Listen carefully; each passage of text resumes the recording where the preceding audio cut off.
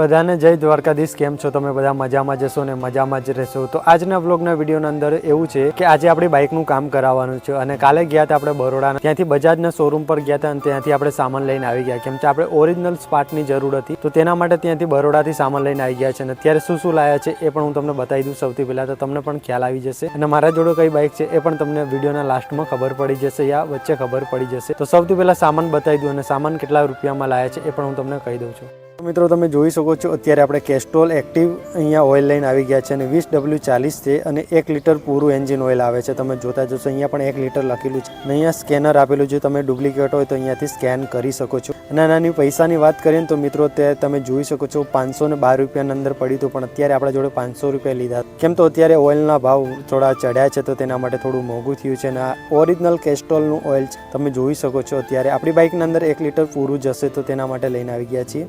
તમે જોઈ શકો છો આ બજાજના ઇન્ડિકેટર છે। નાની પૈસાની વાત કરું ને તો સૌથી પહેલાં હું તમને અત્યારે તો 267 રૂપિયાનું ઇન્ડિકેટર એક છે, તો હું અત્યારે તમને કાઢીને પણ બતાવી દઉં કે તમને ક્વોલિટી પણ ખબર પડે છે। મિત્રો આની ક્વોલિટી તો બિલકુલ સારી છે। અત્યારે તમે જોઈ શકો છો આ ઇન્ડિકેટર છે 268 રૂપિયાનું ઇન્ડિકેટર છે અને અહીંયા કંઈક આવી રીતના ઇન્ડિકેટર આવે છે। તો સૌથી પહેલાં ઇન્ડિકેટરને અત્યારે આપણે પાછળ તૂટી ગયા છે અને કયા કયા નાખવાના છે પણ તમને બતાવું। અત્યારે જોઈ શકો છો અત્યારે અંદર જોડે બલ્બ પણ આવે છે અને ઇન્ડિકેટરની ક્વોલિટી મને બહુ સારી લાગી, તમે જોઈ શકો છો। ને આ બજાજનું ને આ બીજું ઇન્ડિકેટર છે, તમે જોઈ શકો છો રાઈટ અને લેફ્ટ બંને ઇન્ડિકેટર લઈને આવી ગયા છે અને આનો થોડો ભાવ મને ઓછો લાગે છે કે વધારે લાગશે। તો સૌથી પહેલાંની ઇન્ડિકેટરની પૈસાની વાત કરીએ તો 282 રૂપિયાનું ઇન્ડિકેટર અહીંયાને તમે જોઈ શકો છો બજાજના અહીંયા પેકિંગમાં છે અને જેન્યુન પાર્ટ્સ પણ લખે છે અહીંયા। તો આ બંને ઇન્ડિકેટર અત્યારે લઈને આવી ગયા છે। ગાડીમાં છે ડિસ્ક બ્રેક, તો તેના માટે જે લીવર હતું ને એ તૂટી ગયું હતું, કેમ તો બાઇક પડી ગઈ હતી તેના માટે તૂટી ગયું છે। નાની પૈસાની વાત કરીએ તો 134 રૂપિયાનું છે અને અત્યારે આપણે બજાજમાંથી જ લઈને આવ્યા છે અને તમે જોઈ શકો છો પાર્ટ નંબર પણ અહીંયા આપેલો છે। તો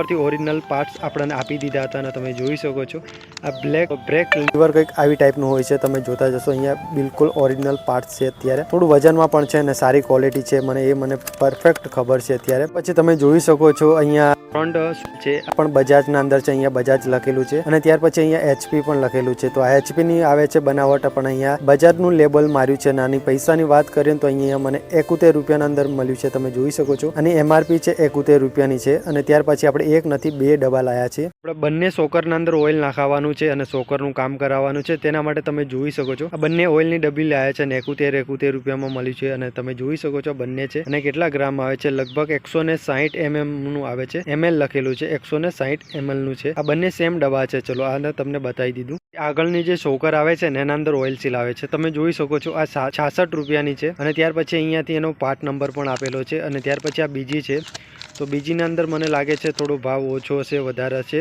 66 હતા અને આમાં 68 રૂપિયા છે। પેલામાં 66 રૂપિયા છે, તો પેલામાં 66 રૂપિયા છે ને આમાં 68 રૂપિયાનું છે। બંનેમાં ભાવ કેમ થોડો 1-2 રૂપિયાનો ડિફરન્સ છે ખબર છે ને તમે જોઈ શકો છો આ જેન્યુન પાર્ટ્સ લઈને આવી ગયા છીએ આપણે। તમે અહીંયા જોતા જશો અહીંયા બજાજના જ છે ને કંઈક આવી રીતના ઓઇલ સીલ આવે છે।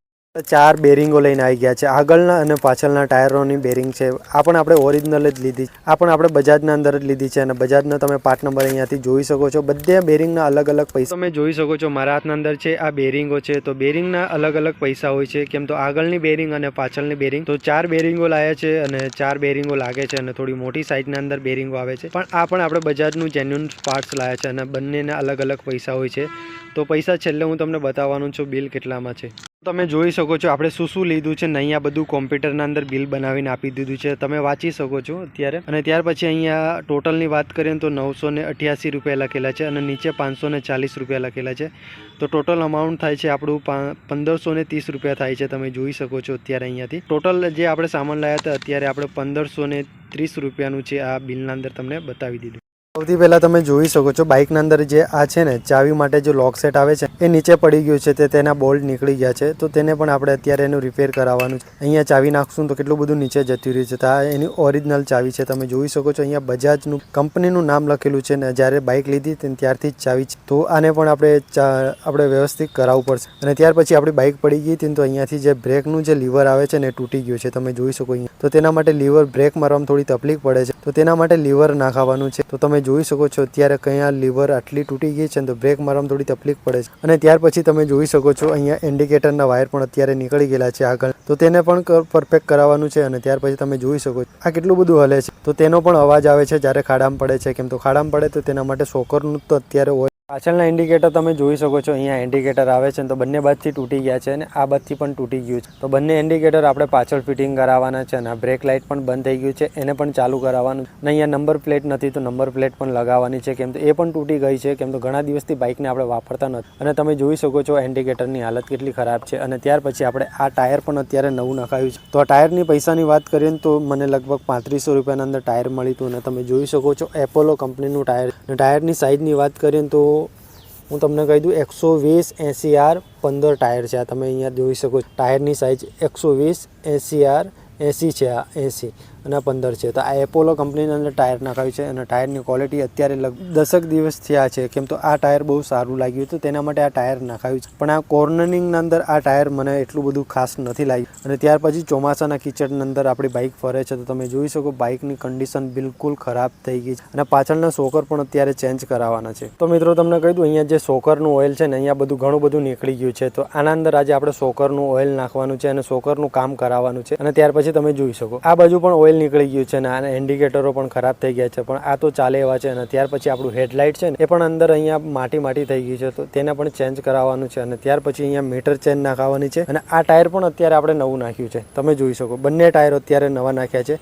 આ 1 મહિના પહેલાં નાખ્યું હતું ને આપણે લગભગ પાછળનું ટાયર 10 દિવસ જેવું થયું છે. અહીંયા મીટર ચેન પણ તૂટી ગઈ છે અને ત્યાર પછી અહીંયા મીટર ચેન આવે છે ને અહીંયાથી એ પણ તૂટી ગઈ, તો તેનું પણ કામ કરાવવાનું છે અત્યારે.